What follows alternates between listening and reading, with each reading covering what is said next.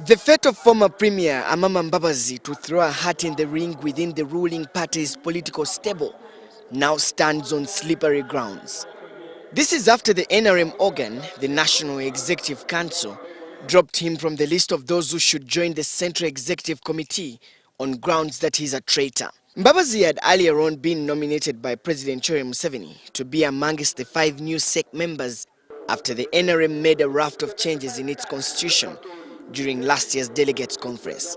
One of the roles of the Central Executive Committee is to choose the NRM presidential flag bearer. With little support from SEC, the nomination of Amama Mbabazi as a presidential candidate will likely be vetoed by the NRM organ. As events at State House Entebbe unfolded, the Constitutional Court ruling blocking an interim order, which was to halt the process of appointing new office bearers, was yet another body blow to Mbabazi. Charles Odobo Bichachi, the managing editor of the Daily Monitor newspaper, says today's events are a well-orchestrated plan by the party to author Mbabazi's political obituary. If the president really wanted it to pass, there's nobody there who could have stopped it. So it means that it was being used as a political ploy to essentially set him up and then shoot him down. However, Bichachi says Mbabazi cannot remain silent and needs to take off the gloves to face his adversaries. The only option for him is that if he still wants or hopes to remain a political player, then he's going to challenge the president.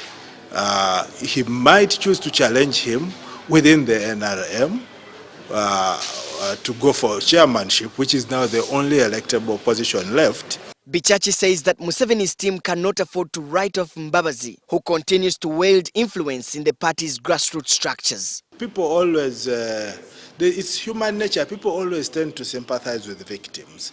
So Amama is now the victim, and that gives him some sympathy. Pushing Amama and making him look like the victim in many ways might actually play for him politically if he chooses to take that road. The senior journalist says it's unlikely that Mbabazi can join the opposition.